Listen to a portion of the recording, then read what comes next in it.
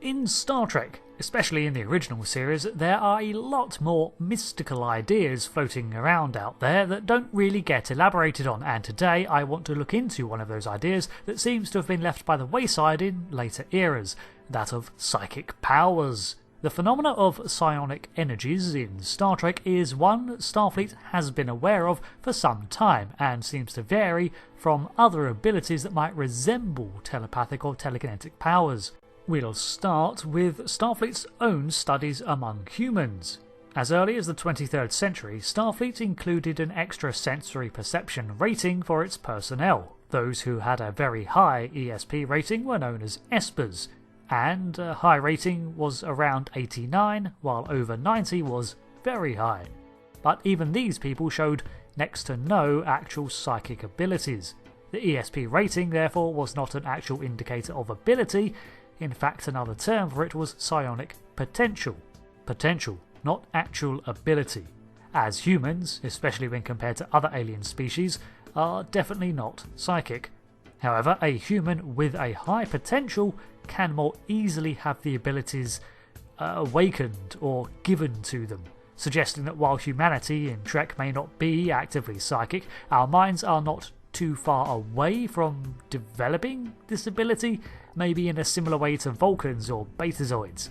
Psionic energy stems directly from the mind and is a form of its own, as opposed to things like Vulcan's powers, however, which are rather more well understood.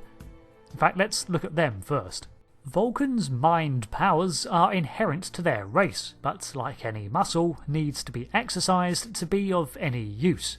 During the 22nd century, Vulcans did not actively practice their mental abilities. However, with the Reformation, they were assimilated back into their culture. Their powers originate from their ambient neural electrostatic field, which they can finely manipulate. Using this, they can deliver stunning strikes to a nervous system, as seen with the nerve pinch or the Susmana martial arts. Quick disclaimer, humans can learn these techniques, but they're probably not as effective when delivered by a non-Vulcan. And they are also proficient touch telepaths, although they are not limited to only touch. The mind meld is a trance-like joining of minds which allows for an exploration of a psyche, exchange or modification of memories, and many other mental acts.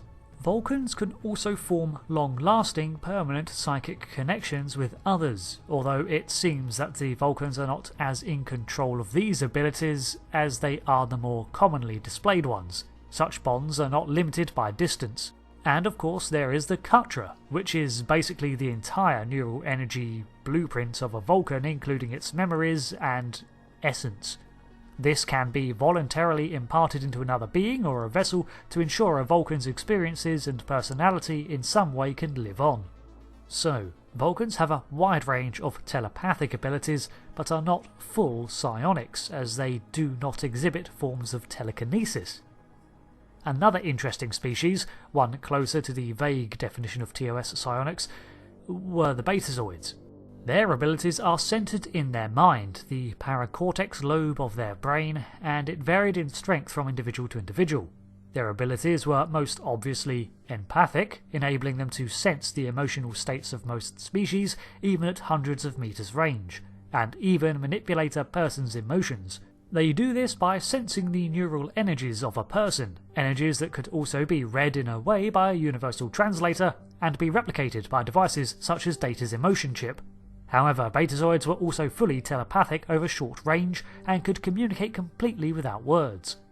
We also have several subspecies of a race that developed telepathic powers, such as the Aena for the Neandorians, and, in beta canon at least, the Remans from the Romulans. In the case of the Aena, they were completely blind and used their perception to see while having full telepathy and mind-reading powers, stronger among family members. The Remans lore, however, is drawn from apocryphal content, but they were originally Vulcans that departed their homeworld alongside those who would become the Romulans.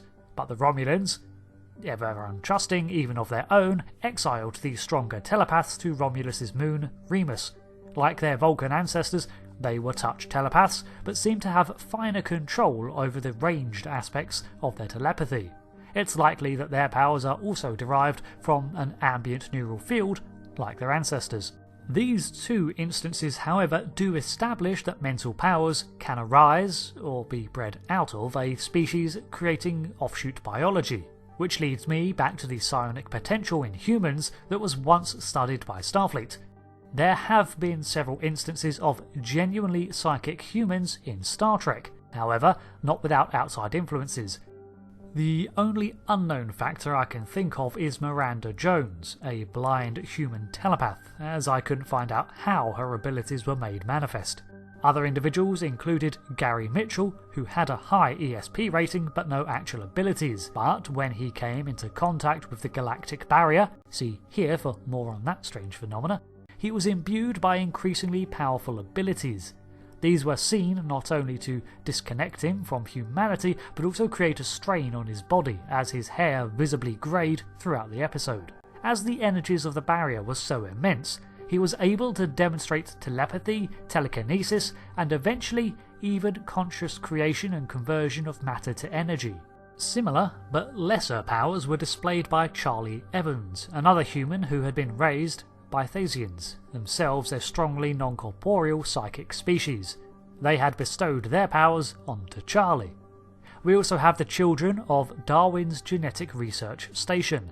This was a Federation-allied facility that was actively pursuing genetic research. I guess they were one of the few facilities that were exempt from the UFP genetics ban that outlawed research for non-medical purposes. I say this because instilling touch telepathic and telekinetic abilities into a human does not seem very medically inspired. Alongside this, they were also given an aggressive immune system that would actively seek out foreign materials and prevent disease by destroying it outside of the body. Unfortunately, this immune action aged nearby people to death, who continued to spread the aggressive antibodies. Just in case the Federation needed a reminder as to why creating a race of augments was a bad idea. In all of these cases though, we see humans that are granted powers by others, genetics, and that the human species is quite susceptible to many forms of telepathy, both benign and aggressive, unlike, say, the Ferengi, who cannot be mind-read at all. What's more, those who do get powers often even develop full-on telekinesis and crazy abilities beyond the most naturally gifted Vulcan or even Tarquin's species. So while humans are a non-psionic species, except human hybrids, they have the potential to become so. The hardware is there, just not the software, I guess, for a Trek analogy. From this, I suspect that humans in Trek are moving on an evolutionary path similar to the Organians, who eventually shed their material bodies to become non-corporeal beings. But that's millions of years away, and hoping that the Trek humans don't blow themselves up with Omega molecules or any number of dumb Federation experiments first, like, I don't know, making an aggressive immune system that kills anything not them. Thanks for watching this theory on psychics in Star Trek, and until next time, you already know what I'm going to say. Goodbye.